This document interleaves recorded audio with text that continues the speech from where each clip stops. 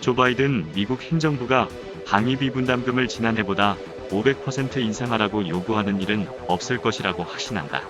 바이든 대통령 당선인의 외교안보 분야 최측근 중 한 명인 프랭크 전우지 맨스필드 재단 대표는 12일 동아일보와의 단독 이메일 인터뷰에서 바이든의 승리로 한미 간 정책 협조, 신뢰, 상호 존중이 증진될 것이라며 이같이 밝혔다.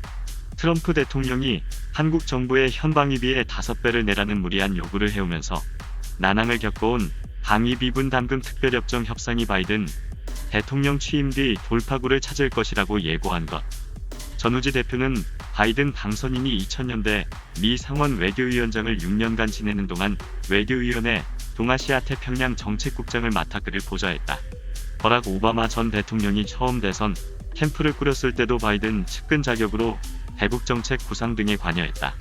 특히 미 대선 직전인 지난달 말 방한해 이인영 통일부 장관, 윤건영 더불어민주당 의원 등 여권 핵심 인사들을 만나 바이든 당선인의 대북 구상을 설명하기도 했다. 다음은 그와의 일문이다.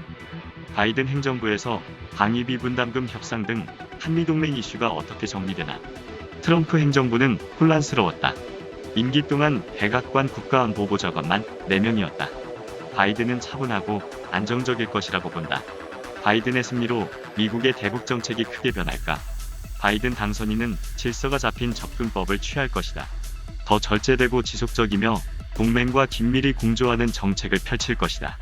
실무 협상에서 의미 있고 획기적인 돌파구가 가능할 거란 조짐이 포착되지 않으면 정상회담을 시도하지 않을 것이라고 본다. 톱다운식 해법은 전혀 고려하지 않고 있나. 바이든 당선인의 승리는 한국이 더 믿을 만한 파트너를 갖게 됐다는 의미다.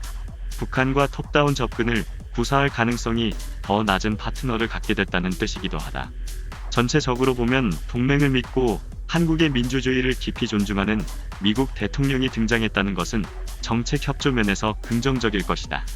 전우지 대표는 동맹을 믿는다라는 대목에서 대문자로만 BELIVES라고 적어 바이든 당선인의 동맹 존중 기조가 확고함을 강조했다. 바이든 행정부에서 대북 제재가 오히려 강화될 수도 있나. 북한이 유엔 안전보장이사회 결의안을 위반한다면 그렇다. 제재의 효용은 제한적이다. 제재는 슬기롭게 활용돼야 하는 도구다. 바이든 행정부는 중국을 더욱 봉쇄하려고 하나. 미중 관계에서 봉쇄는 현실성 있는 정책이 아니다. 바이든 행정부는 중국과 경쟁할 것이고 기후변화 등 일부 분야에선 공동의 노력을 끌어낼 수 있는 여지를 찾을 것이다.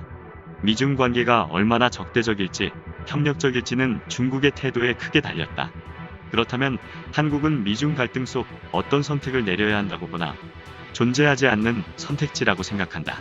미국은 다른 나라들이 미중 사이에서 선택하기를 기대할 수 없다. 중국은 계속해서 많은 미국 동맹국들의 주요 무역국으로 남을 것이다. 미국은 한국, 일본, 유럽연합 등 선진 민주국가들이 힘을 모아 자유민주주의 질서와 법치, 인권을 수호하는 걸 희망한다. 이는 반중 동맹이 아니다. 규범을 수호하자는 것이다.